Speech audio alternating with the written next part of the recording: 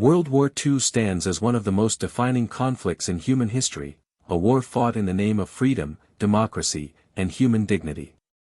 Yet, within the very nation that championed these ideals, nearly 1 million Black Americans were called to serve a country that denied them their most basic rights. They fought fascism abroad while facing racism at home. They bled on the beaches of Normandy, in the jungles of the Pacific, and across the frozen fields of Italy, yet their stories were systematically erased from the official narrative. This series is about those men and women.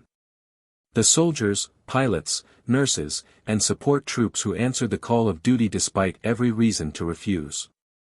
Their bravery was not just military, it was moral. To put on that uniform knowing your own government viewed you as a second-class citizen required a courage that history has rarely acknowledged. Over the next 30 parts, we will uncover the full, unfiltered story of African American divisions in World War II. We will meet legendary units like the Tuskegee Airmen, the 761st Tank Battalion, and the 92nd Infantry Division. We will also meet the individuals, generals, gunners, nurses, and mechanics, who made history with every step they took. Their sacrifice helped win the war. And their struggle helped win America's soul. To understand what African American soldiers faced during World War II, we must first understand the world they came from. By 1939, Jim Crow laws had been entrenched across the American South for over 6 decades. Segregation was not merely a social custom, it was enforced by law, violence, and economic terror. Black citizens could not vote freely, could not attend the same schools, could not eat at the same restaurants, and in many states, they could not even drink from the same water fountains as white Americans. The Ku Klux Klan operated with near impunity. Lynchings, though declining in frequency, still occurred with horrifying regularity. In 1939 alone, several black men were lynched across the South, and no one was prosecuted. The NAACP had been fighting since 1909 to bring these atrocities to national attention, with limited success. The U.S. military mirrored this racial hierarchy. The Army was completely segregated, with black units assigned to separate barracks, mess halls, and command structures. Most black soldiers were restricted to service roles, cooking, cleaning, and manual labor, rather than combat positions. The assumption, institutionalized at every level, was that black men lacked the courage, intelligence, and discipline to fight effectively.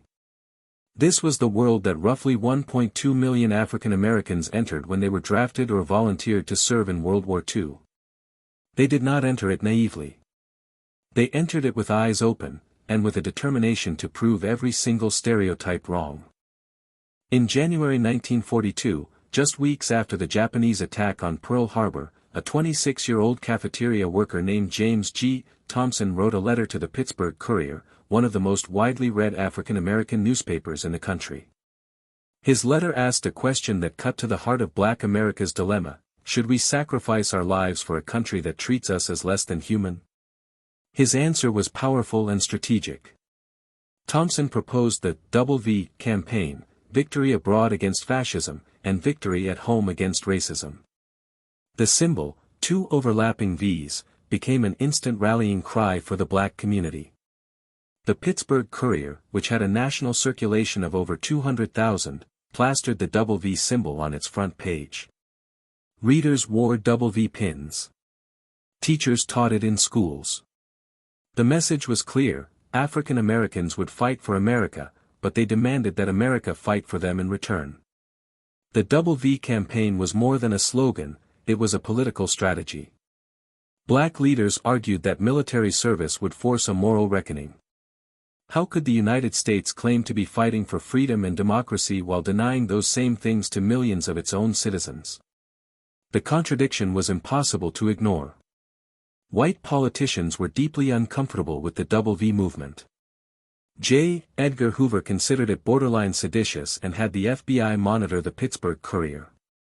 But the campaign could not be stopped. It transformed military service into an act of political resistance, and set the stage for the civil rights movement that would follow the war. Americans would fight for America, but they demanded that America fight for them in return. The Double V campaign was more than a slogan, it was a political strategy. Black leaders argued that military service would force a moral reckoning. How could the United States claim to be fighting for freedom and democracy while denying those same things to millions of its own citizens? The contradiction was impossible to ignore. White politicians were deeply uncomfortable with the Double V movement.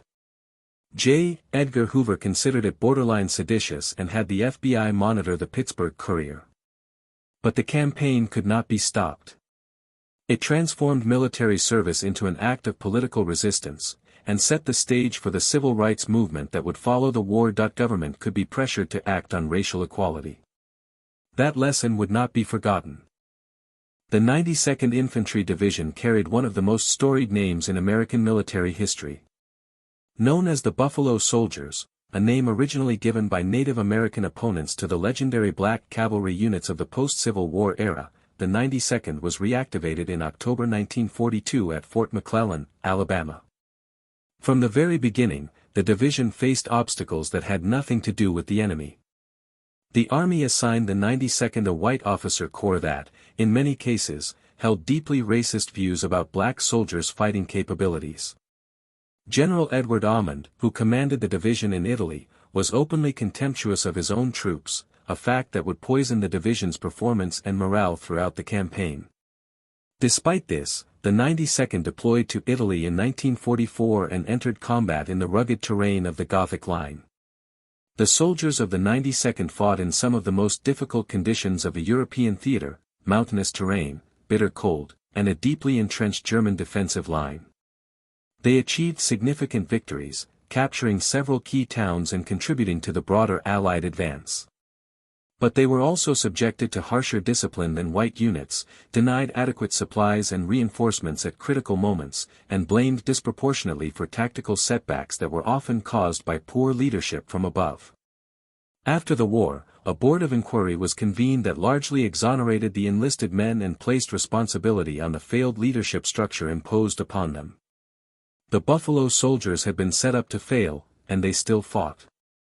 While the 92nd Infantry Division battled in Italy, the 93rd Infantry Division, the first black division to be organized in World War I, was reactivated in May 1942 and trained for combat in the Pacific Theater. But their story would become one of the most frustrating examples of institutional racism undermining military effectiveness. The 93rd Division, totaling approximately 15,000 men, trained for over a year in the United States. They were well prepared, motivated, and ready to fight. But when they arrived in the Pacific in early 1944, Army commanders, operating under the same racial assumptions that plagued all black units, refused to deploy them as a cohesive fighting force. Instead, the 93rd was broken up. Its regiments and smaller units were scattered across different islands and theaters, often assigned to garrison duty, labor details, and rear area support rather than frontline combat. This fragmentation destroyed unit cohesion, denied soldiers the pride and identity that came from fighting together, and ensured that the 93rd could never demonstrate its full capabilities. Some elements of the 93rd did see combat. On Bougainville in early 1944, soldiers of the 93rd fought effectively against Japanese forces, capturing prisoners and holding their ground under fire. But these engagements were limited and quickly forgotten. The Army's official histories gave the 93rd minimal coverage. Their contributions were real. Their recognition was almost non-existent. It would take decades before historians began to recover the full story of these forgotten Pacific warriors. In 1941, the U.S. Army Air Corps began an experiment it expected to fail. Under pressure from civil rights groups and the NAACP, the military reluctantly established a training program for black pilots at the Tuskegee Institute in Alabama. The assumption among many military leaders was simple and deeply racist: black men did not have the intelligence, reflexes, or temperament to fly combat aircraft. They expected the program to produce substandard pilots whose failures would justify excluding black Americans from aviation permanently. What happened instead became one of the most celebrated chapters in American military history. The men who came to Tuskegee were extraordinary. They were college graduates, engineers, teachers, and athletes, some of the most educated and talented young black men in America, driven by an almost desperate hunger to prove their worth in the sky. The training at Tuskegee was grueling, and washout rates were high by design, but those who survived became exceptional aviators. The first graduating class in 1942 included pilots like Benjamin O. Davis Jr., West Point graduate who would become the commanding officer of the 332nd Fighter Group and one of the most respected military commanders of the war. As the Tuskegee program grew, it produced 996 pilots and trained over 15,000 ground crew and support personnel. They were ready. The question was whether America would let them fight. That answer would come over the skies of North Africa, Sicily, and deep into the heart of Nazi Germany, and it would silence every skeptic who had ever doubted them. The Tuskegee Airmen entered combat in North Africa in 1943 with the 99th Fighter Squadron, flying P-40 Warhawks. Their early missions were met with skepticism and deliberate attempts to remove them from combat. General Edwin House filed a negative report claiming black pilots were inferior in aerial combat, a report that was not supported by actual performance data but reflected the racial attitudes of the command structure. The pilots fought back the only way they knew how, by flying missions with skill and courage that could not be denied. A subsequent review of their combat record by the War Department rejected House's conclusions. The 99th was vindicated. When the full 332nd Fighter Group was formed under Colonel Benjamin O. Davis Jr. and transitioned to the iconic P-51 Mustang, they adopted a distinctive red paint scheme on their tail sections, earning their legendary nickname, the Red Tails. The 332nd became escort pilots for Allied bombing missions deep into Nazi-occupied Europe. Their mission was to protect the heavy bombers from German fighter attacks, work that required not just flying skill but disciplined teamwork and the willingness to prioritize the bombers over personal glory. The Red Tails earned a remarkable reputation for never losing a bomber they were assigned to protect to enemy fighters during escort missions, a record that became a point of intense pride. They flew 1,578 combat missions, destroyed over 260 enemy aircraft, and produced 66 distinguished flying crosses. More than that, they destroyed an argument, the lie that black men could not fly, fight, or lead. When the 761st Tank Battalion arrived in France in October 1944, General George S. Patton greeted them with words that mixed respect with the casual racism of his era. "I don't care what color you are," Patton reportedly told them, "as long as you can drive a tank and kill Germans." It was a backhanded welcome to Europe, but the 761st would more than live up to whatever expectations were set. The 761st had been activated in April 1942 at Camp Claiborne, Louisiana, where they trained alongside the segregated army in conditions designed to remind black soldiers of their place. They trained harder than most units, driven partly by the knowledge that they would have to be twice as good to be taken seriously. After 2 years of stateside training, far longer than comparable white units, they were finally deployed to Europe. From the moment they entered combat near Nancy, France, the 761st fought with ferocity and skill. They were immediately attached to Patton's Third Army and thrown into some of the hardest fighting of the Western Front. They fought continuously for 183 days, longer than any other American tank battalion in the European theater. They participated in the Battle of the Bulge, helped liberate towns across France, Belgium, and Germany, and ultimately linked up with Soviet forces in Austria. By the end of the war, they had helped liberate at least 3 Nazi concentration camps, bringing their fight against fascism to its most visceral and human meaning. Their motto was, "Come out fighting." They never stopped. On the morning of December 7, 1941, as Japanese bombs rained down on Pearl Harbor, a 22-year-old mess attendant named Dory Miller was doing laundry on the USS West Virginia. Miller was from Waco, Texas, a sharecropper's son who had joined the Navy in 1939. Because he was black, the highest position he could hold was cook and mess attendant. The Navy, like the rest of the armed forces, barred black sailors from combat roles. When the attack began, Miller helped move the mortally wounded ship's captain to safety, then, without any formal training, grabbed an unmanned anti-aircraft machine gun and began firing at the attacking Japanese planes. He fired until he ran out of ammunition. Eyewitnesses credited him with downing at least one aircraft, possibly more. When the Navy finally acknowledged Miller's actions, after months of pressure from the black press and civil rights organizations, they initially refused to name him, referring only to an unnamed Negro messman. The Pittsburgh Courier ran a campaign to uncover his identity and demand recognition. Eventually, the Navy relented. In May 1942, Dory Miller was awarded the Navy Cross, the service's third highest decoration. It should have been the Medal of Honor, and many historians argue it would have been, had Miller been white. He never received it. Dory Miller was killed in action in November 1943 when his ship was sunk in the Pacific. He was 24 years old. His story became a symbol of both extraordinary black heroism and the racist system that tried to keep it invisible. Benjamin Oliver Davis Sr. walked into the United States Military Academy at West Point in 1898 and spent 4 years nearly completely alone. His white classmates refused to speak to him, room with him, or eat with him. He was subjected to a form of systematic social isolation called silencing, a practice reserved for cadets considered unworthy of association. He graduated in 1902, ranking 35th in his class of 54, and spent the next 4 decades in an army that was determined to limit his advancement at every turn.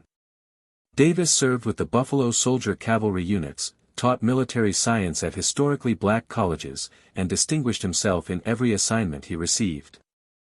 But promotion came slowly, always blocked by a military establishment deeply uncomfortable with the idea of a black officer commanding white soldiers.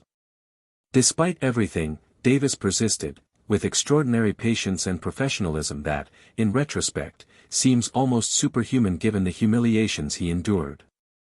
On October 25, 1940, just weeks before the presidential election, Franklin Roosevelt appointed Benjamin O. Davis Sr. as the first African American general in the history of the United States Army. The timing was partly political. Roosevelt needed the black vote, but the appointment was real, and its symbolism was immense. Davis served as a brigadier general during World War II, working to improve conditions for black troops in Europe and investigating racial incidents that threatened morale and discipline. He was a trailblazer who opened a door, and his son would walk through it to even greater heights. Benjamin O. Davis Jr. inherited his father's resilience and multiplied it with his own extraordinary capabilities. Following in his father's footsteps, he entered West Point in 1932, and like his father 30 years before, he was silenced by his classmates. For 4 years at the academy, no cadet spoke to him socially, sat with him at meals, or acknowledged him as anything other than an obstacle to be endured. He graduated 35th in his class of 276, a remarkable achievement under impossible conditions, and went on to become the first black officer to graduate from the Air Corps Tactical School. When the Tuskegee program was established, Davis was the natural choice to command it. He shaped the 332nd Fighter Group into a combat-ready unit before leading them into action himself. Davis personally flew 60 combat missions over some of the most dangerous airspace in Europe. He led the famous escort mission to Berlin in March 1945, the longest escort mission of the war, in which the Red Tails flew over 1,600 miles round-trip to shepherd bombers to the German capital and back. After the war, Davis continued to serve as military segregation slowly gave way to integration following President Truman's Executive Order 9981 in 1948. He eventually retired as a full general, 4 stars, in 1998, when President Clinton personally presented him the promotion. Davis died in 2002, having lived to see the country he served acknowledge, however belatedly, what he had given it. The sky was never the limit for Benjamin O. Davis Jr. He simply flew past every ceiling the world tried to put above him. After the Allied breakout from Normandy in August 1944, General George S. Patton's Third Army and other Allied forces advanced across France at a pace that astonished the world, and immediately created a logistical crisis. Supply lines could not keep up. Ammunition, fuel, food, and equipment were desperately needed at the front, but there was no railway system in place to deliver them. The solution was the Red Ball Express, a massive truck convoy system that operated around the clock from August to November 1944, moving supplies from the Normandy beaches and port facilities to the rapidly advancing front lines. At its peak, the Red Ball Express operated 6,000 trucks driven by approximately 23,000 personnel. And here is what most history books left out for decades: the majority of those drivers, roughly 75%, were African American soldiers. These men drove in convoys of 24 hours straight, pushing their vehicles to the limit, navigating bombed roads, fending off air attacks, and fighting mechanical breakdowns in the rain and cold. Many drove with one eye open, catching sleep in short bursts while their co-pilots took the wheel. The Red Ball Express moved over 400,000 tons of supplies in just 81 days. Without it, the Allied advance would have stalled. Patton himself acknowledged that the Express was the backbone of his army's success. But the black soldiers who drove those trucks through the night, who quite literally kept the Allied war machine moving, were rarely credited in the official histories. They were invisible heroes on a supply route they kept alive with their hands, their bodies, and their will. By late 1944, there were millions of American soldiers, sailors, and airmen stationed across Britain and Europe, and an enormous morale crisis building quietly in the background. Mail from home had piled up in warehouses across England, undelivered. Some packages had been sitting for 6 months or more. The backlog was so severe that some estimates placed undelivered mail at over 17 million pieces. Military leaders understood that mail from home was not a luxury, it was a lifeline. Morale depended on it. And someone needed to clear the backlog. The Army's answer was to send the 6,888th Central Postal Directory Battalion, the only all-black, all-female military unit to serve overseas during World War II. The battalion of approximately 855 officers and enlisted women, commanded by Major Charity Adams, arrived in Birmingham, England, in February 1945. They faced a challenge that seemed almost impossible: sort and deliver millions of pieces of mail spread across 6 enormous warehouses. The work was grueling, the conditions were poor, and the local military establishment was not entirely welcoming of black women in uniform. The 6,888th developed its own systems and worked in 3 shifts around the clock. Their motto became, "No mail, no morale." They cleared the Birmingham backlog in 3 months, a task that had been estimated to take 6. Then they moved to France and did it again. These women were trailblazers in every sense: soldiers, postal workers, and pioneers for both racial and gender equality. They too were largely forgotten until recent decades, when historians finally began to tell their story. On the night of July 17, 1944, the munitions loading facility at Port Chicago Naval Magazine in California became the site of the deadliest domestic disaster of World War II. 2 cargo ships loading ammunition for the Pacific Theater suddenly exploded with catastrophic force.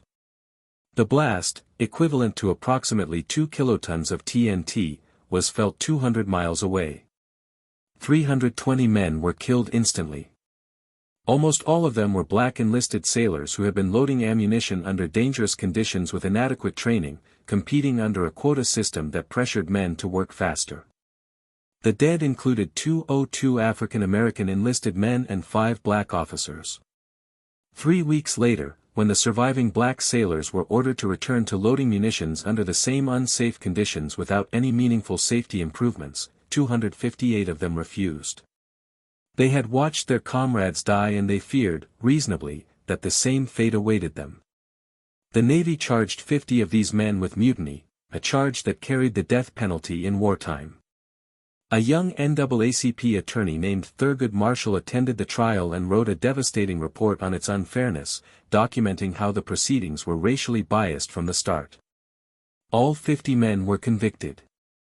Most served 8 to 9 months before pressure from the civil rights community and changing public opinion led to clemency. The Port Chicago case became a landmark in the fight against military racism and a precursor to the eventual desegregation of the armed forces. The men were not mutineers. They were survivors, demanding the right to live. In December 1944, Nazi Germany launched its last great offensive in the West, a massive armored attack through the Ardennes forest that caught the Allies completely by surprise. The Battle of the Bulge, as it became known, was the largest and bloodiest battle ever fought by the United States Army. It was also a moment when the segregated military structure was forced to bend in ways it never had before. As the crisis deepened and white units were shattered or encircled, the Army faced an unprecedented shortage of trained infantry. General Eisenhower, under intense pressure, made a decision that was both pragmatic and historic. He called for black soldiers to volunteer as individual reinforcements for white combat units. The response was overwhelming. Thousands of black soldiers, many of them from service units with no combat training, volunteered immediately, even though doing so meant surrendering rank in some cases. They were quickly trained and integrated into white units as separate black platoons. Some units eventually operated in genuinely mixed-race formations for the first time in American military history. The black soldiers who fought in the Bulge performed magnificently under conditions of extreme cold, chaos, and danger. White soldiers who fought alongside them in the field often reported changed attitudes. The experience of shared combat had a way of dissolving racial prejudice faster than any policy could. The Battle of the Bulge integration was temporary and incomplete, but it planted seeds. It proved that the integrated army could function, and fight. That proof would matter enormously in the post-war debate over military desegregation. Long before World War II, the 9th and 10th Cavalry Regiments had already written themselves into history. These were the original Buffalo Soldiers, formed in 1866 from black Civil War veterans and free men. They served on the western frontier in some of the Army's most demanding and dangerous assignments. They fought in 14 major battles against Native American forces, helped defeat Pancho Villa's raids, served in Cuba during the Spanish-American War, and chased Geronimo across the Southwest. By World War II, they were legendary, and still fighting.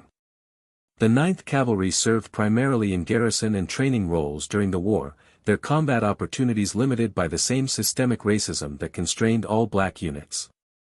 But elements of the regiment served with distinction in the Pacific, and their institutional memory, their history, their traditions, their sheer pride in the Buffalo Soldier legacy, made them a powerful anchor for black military identity. The 10th Cavalry had similar experiences. Their wartime roles were often administrative, a source of frustration for men who carried the weight of a fighting tradition stretching back 75 years. But their presence was significant, and individual soldiers from these units served across multiple theaters. The story of the Buffalo Soldiers in World War II is partly a story of frustration, of experienced, proud units kept from the fight by men who feared what they might prove. But it is also a story of endurance, dignity, and the unbroken thread of black military service that connected the frontier cavalry to the skies over Germany. If the Army was reluctant to use black soldiers in combat, the Navy was even more resistant to meaningful black participation. In 1940, the Navy had approximately 4,000 black enlisted men, almost all of them mess attendants, cooks, and stewards. The Marine Corps had 0 black enlisted members. The Navy formally excluded African Americans from most ratings, meaning black sailors were legally barred from most occupational specialties within the service. Following the Double V campaign and the success of advocates like A. Philip Randolph, the Navy began to slowly change. By 1944, approximately 165,000 black men and women served in the Navy, and the service had begun experimenting with integrated ships. The USS Mason was commissioned in March 1944 as the first warship with a predominantly black crew. The ship served in convoy escort duty in the North Atlantic and performed effectively, though her officers faced constant skepticism from white naval commanders who expected failure. The Coast Guard moved slightly faster, partly because its smaller size made reform easier. Alex Haley, who would later write Roots, served as a journalist in the Coast Guard during this period. Black Coast Guardsmen served on integrated vessels and contributed to combat operations in both oceans. The Navy's integration was genuine but incomplete. The racial barriers that had been deliberately constructed over decades could not be dismantled in a few years of wartime pressure. But a foundation had been laid, one that Executive Order 9981 in 1948 would finally build upon to create the legally desegregated military that America has today. Among the most quietly heroic stories of African Americans in World War II are those of the doctors, nurses, and medics who served the military while fighting a simultaneous battle for professional equality. The Army Nurse Corps did not formally accept black nurses until 1941, and even then, they were restricted to treating black patients only, a policy that resulted in enormous inefficiency and, at times, left wounded soldiers without adequate care because of the color of their skin. Approximately 500 black nurses served during the war, many assigned to segregated Army hospitals in the United States. Some were sent overseas, to Liberia, Burma, and the South Pacific, where the racial calculus was slightly different and necessity sometimes overrode prejudice. The nurses who served overseas treated patients of all races and proved beyond any doubt that their skills were equal to any nurse in the Army. Black physicians faced an even more entrenched barrier. The Army Medical Corps initially excluded black doctors almost entirely. After intense pressure from the NAACP and the National Medical Association, black physicians were admitted but assigned to segregated hospitals treating only black patients. These facilities were almost always under-resourced and understaffed. Despite this, black medical personnel provided extraordinary care. Dr. Charles Drew, the physician who developed the techniques for blood plasma storage and blood banking that saved millions of lives during the war, was himself African American. In a painful irony, the blood banks that Drew helped create were initially segregated, with black and white blood kept separate, a policy with no scientific basis whatsoever. The 477th Bombardment Group was created in 1944 to train black airmen as heavy bomber crews, an expansion of the Tuskegee program driven partly by military need and partly by political pressure. Black organizations had long argued that the exclusion of African Americans from bomber roles was pure discrimination, given that the Tuskegee Airmen had already proved black men could fly fighters with extraordinary skill. The 477th trained at multiple Army bases, most of which were in the South and operated under strict Jim Crow rules. The officers, most of them Tuskegee graduates and college-educated, were regularly humiliated by base policies that excluded them from officer clubs, dining facilities, and recreational areas reserved for white officers. In April 1945, at Freeman Field in Indiana, over 100 black officers of the 477th deliberately walked into the Whites-Only Officers Club in a coordinated act of civil disobedience. They were arrested. When more officers gathered in solidarity, 162 were placed under arrest, the largest mass arrest of officers in U.S. Army history. The Freeman Field Mutiny, as it became known, was a defining moment. The War Department ultimately reviewed the arrests, released most of the men, and quietly changed the policy that had triggered the protest. The 477th was never deployed to combat, the war in Europe ended before they could be sent overseas. But the battle they fought on American soil, for the right to be treated as officers and human beings, was no less significant than any air campaign. They fought for dignity, and they won. The Italian campaign was one of the most brutal and unheralded theaters of World War II. From the Allied landings in Sicily in 1943 through the final German surrender in May 1945, Allied forces fought their way up the Italian peninsula through some of the most difficult terrain imaginable, mountain ranges, river crossings, and heavily fortified German defensive lines. Black soldiers served throughout this campaign, and their contributions were both significant and systematically minimized. The 92nd Infantry Division spent most of the Italian campaign fighting along the Gothic Line, a German defensive network stretching across northern Italy.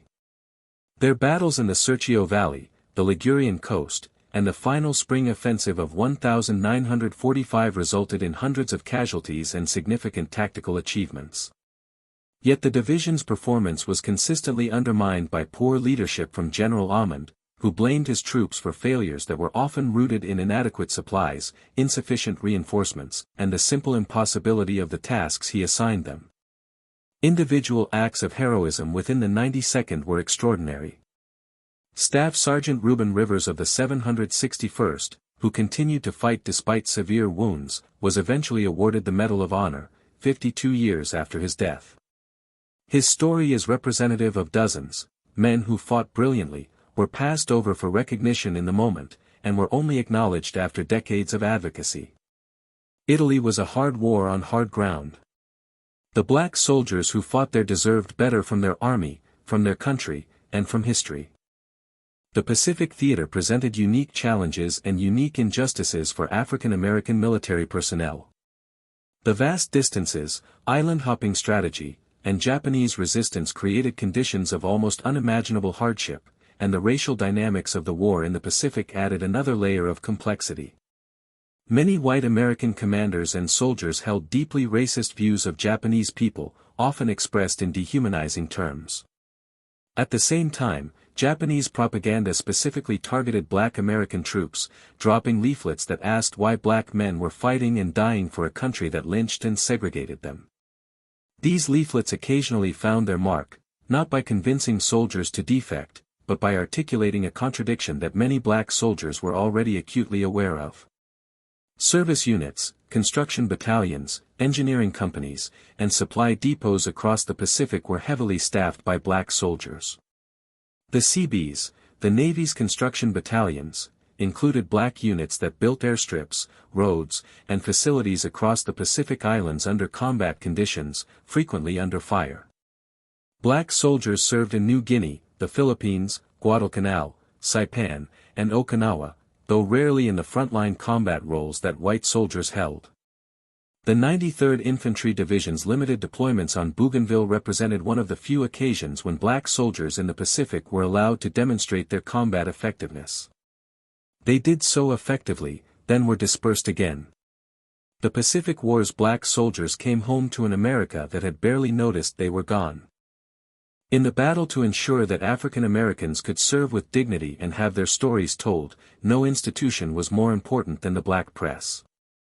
Newspapers like the Pittsburgh Courier, the Chicago Defender, the Baltimore Afro-American, and the Crisis, the NAACP's official publication, played a role that was both journalistic and activist, and the line between those two functions was deliberately blurred. The Pittsburgh Courier had a circulation of over 200,000 by the early 1940s and was read by black communities across the country. Its publishers and editors understood that the newspaper was not just reporting history, it was helping to make it. The Double V campaign, which they launched and promoted, is the most famous example. But the black press also performed essential journalism, covering the Port Chicago disaster when mainstream white newspapers largely ignored it, documenting the discrimination faced by black soldiers, reporting on acts of heroism that the Army's official press releases did not mention, and exposing the gap between America's stated war aims and its domestic racial practices. The federal government viewed the black press with deep suspicion. J. Edgar Hoover and the FBI monitored its editors. The War Department seriously considered, charging several newspapers with sedition for their coverage of racial incidents in the military. In the end, they backed off, recognizing that prosecuting black journalists would create far more problems than it solved. The black press won its fight with the government. And by doing so, it helped win a broader fight for the dignity of the men and women in uniform whose stories it told. For many African American veterans, the end of World War II did not bring liberation. It brought a return to the Jim Crow world they had left behind, and in some cases, that world was waiting for them with particular viciousness. The sight of black men in uniform, some of whom carried themselves with the confidence of combat veterans, seemed to trigger a backlash among white Southerners who feared that the war had changed the racial order. They were right to fear it, it had. But the violent response was devastating. In the summer of 1946, a series of racial attacks on black veterans shook the nation. Sergeant Isaac Woodard, still in his Army uniform, was dragged from a bus by a South Carolina police chief named Linwood Shull and beaten so severely that he was permanently blinded. He had been in the Army just hours before. 4 black veterans were murdered near Monroe, Georgia, in what became known as the Moores Ford lynching, one of the most shocking racial crimes of the post-war period. Dozens of similar incidents occurred across the South, many never investigated or prosecuted. These attacks were not random. They were a deliberate message: the racial hierarchy would not be changed by anything, not even military service. The veterans understood the message. And many of them refused to accept it. The black veterans who came home radicalized by their experiences in Europe and the Pacific became a crucial force in the emerging civil rights movement. They had fought fascism. They were not afraid to fight for their own rights at home. When President Roosevelt signed the Servicemen's Readjustment Act, better known as the GI Bill, in June 1944, it was hailed as one of the most transformative pieces of legislation in American history. It offered veterans low-cost mortgages, low-interest business loans, access to higher education, and unemployment insurance. For white veterans, the GI Bill delivered on its promise. It helped create the American middle class, financing college educations for millions, suburban home ownership for a generation, and the economic security that defined post-war prosperity. For black veterans, the GI Bill was largely a fraud. The program was administered through existing state and local institutions, banks, universities, real estate agents, and local Veterans Administration offices, all of which were deeply embedded in the racial discrimination of the era. Black veterans who applied for home loans found that banks refused to lend for properties in predominantly black neighborhoods and that real estate agents steered them away from white suburban developments. Black veterans who applied to colleges found that most white universities refused to admit them, and the historically black colleges and universities were flooded with applicants beyond their capacity. Black veterans who sought business loans encountered similar barriers. The result was a structural amplification of racial inequality that would have profound consequences for generations. The wealth gap between white and black Americans was not accidental, it was engineered. And the GI Bill, designed to help all veterans, became one of the mechanisms through which that gap was widened at the very moment it could have been closed. On July 26, 1948, President Harry S. Truman signed Executive Order 9981, declaring that, "There shall be equality of treatment and opportunity for all persons in the armed services without regard to race, color, religion, or national origin." With a stroke of the pen, the legal basis for military segregation was ended. But like all great changes, the reality was far more complicated than the proclamation. Truman's decision was driven by a combination of factors. The moral argument, made forcefully by veterans, civil rights leaders, and journalists, was impossible to dismiss after a war fought against racial fascism. The political calculation also mattered. Black voters had been crucial to Truman's election in 1948, and desegregation was a way of honoring that coalition. And there was a practical military argument, made persuasively by the Civil Rights Committee Truman convened. A segregated military was an inefficient military, wasting talent and resources on maintaining a dual system that served no legitimate purpose. The actual desegregation of the armed forces took years. Many military commanders dragged their feet, reassigning black soldiers to integrated units as slowly as possible and resisting the cultural change as best they could. It was the Korean War, beginning in 1950 and creating an immediate demand for combat manpower, that really forced the pace of integration. By 1954, the military was nominally integrated, though racial tensions and informal discrimination persisted for decades. But the legal architecture of military segregation was gone, and the Tuskegee Airmen, the Buffalo Soldiers, and the Red Ball Express drivers had helped tear it down. The connection between African American military service in World War II and the civil rights movement of the 1950s and 1960s is not incidental, it is foundational. The veterans who returned from Europe and the Pacific came back changed men. They had seen the world. They had fought for democracy and witnessed what democracy looked like when it was defended and when it fell. They had been respected, in some cases, by foreign civilians who had no interest in American racial hierarchies. And they had been expected, upon their return, to quietly return to a world of second-class citizenship. Many refused.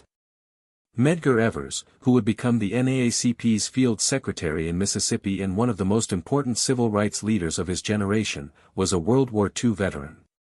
He came home to Mississippi where he was prevented from voting at gunpoint, and he never forgot the humiliation. Amzie Moore, Fannie Lou Hamer's mentor and a key organizer in Mississippi, was a veteran. James Lawson, who trained young civil rights workers in nonviolent direct action, was shaped by his military experience. The young veterans who became civil rights workers brought something crucial to the movement: they were not afraid. They had faced German tanks, Japanese infantry, and the brutal conditions of frontline combat. A county sheriff, however violent and determined, was less frightening than what they had already survived.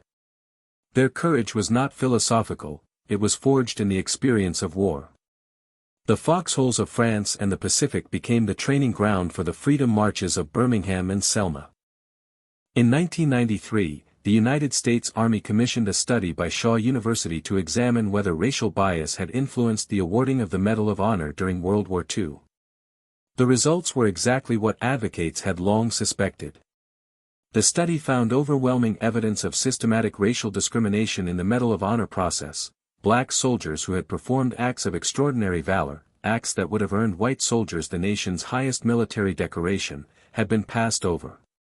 Many had received lesser awards. Some had received nothing. The study ultimately identified 7 black veterans whose records clearly merited the Medal of Honor. On January 13, 1997, President Bill Clinton awarded the Medal of Honor to 7 African American World War II veterans in a ceremony at the White House. Only one of them, 77-year-old Staff Sergeant Vernon Baker, was still alive to receive it in person. The other 6 were awarded posthumously.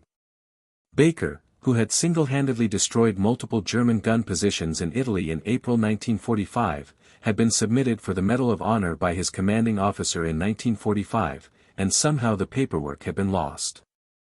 For over 50 years, he had lived with the knowledge of what he had done and the silence of a country that had chosen not to acknowledge it. When Clinton placed the medal around his neck, Baker said quietly, "It's about time." It was. But the delayed justice also underscored how much had been denied and for how long. These men deserved their medals in 1945, and the fact that some never lived to see the day remains one of the war's enduring injustices. Part 29, Forgotten Names, the Unsung Individuals. For every Tuskegee Airman whose name appears in the history books, there are 100 African American soldiers, sailors, nurses, and support personnel whose stories have never been fully told. This part is dedicated to some of those forgotten names, a small sample of the extraordinary people who served, fought, and died in relative anonymity. Private First Class Waverly Woodson Jr. was a medic attached to the 372nd Infantry Regiment who landed at Omaha Beach on D-Day. Despite being wounded himself, he spent over 30 hours treating casualties under fire, saving dozens of lives. He was submitted for the Medal of Honor in 1944 but did not receive it. He died in 2005 still waiting.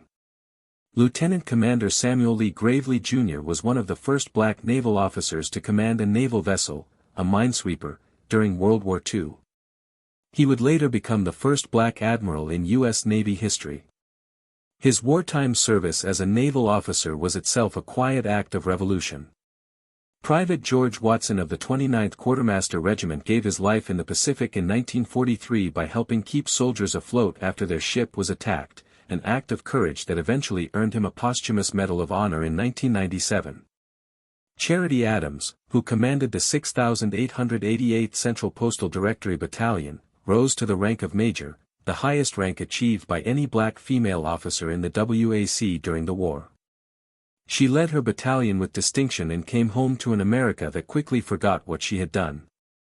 These are the stories we owe it to ourselves to remember. We arrive at the end of this series with a simple but profound truth: the African American men and women who served in World War II helped save the world, and in doing so, helped save America from itself. Their service was not just military. It was moral. It was political. It was a sustained, costly, collective argument that the ideals America claimed to stand for had to apply to all Americans, or they applied to none. They did not win that argument immediately. They came home to violence, discrimination, and a government that refused to fully honor what they had given. But they planted seeds. The veterans who returned became the parents and grandparents of the civil rights generation. The legal challenges to military segregation set precedents for broader civil rights litigation. The photographs, letters, and testimonies they left behind became evidence, evidence that Black Americans had always been Americans in the fullest sense, had always been willing to die for this country, and had always deserved equal treatment under its laws. The Tuskegee Airmen, the 761st Tank Battalion, the 92nd Infantry Division, the Red Ball Express drivers, the nurses of the 6,888th, the medics, engineers, dockworkers, cooks, and mechanics, all of them wrote themselves into the history of this nation in blood and sacrifice. History took a long time to read what they wrote. But the writing was always there. As we close this series, we honor them not with words alone but with a commitment, to keep telling their stories, to make sure the next generation knows their names, and to recognize that freedom is never a gift, it is always, always a fight. These were the unsung heroes. Let us sing their names.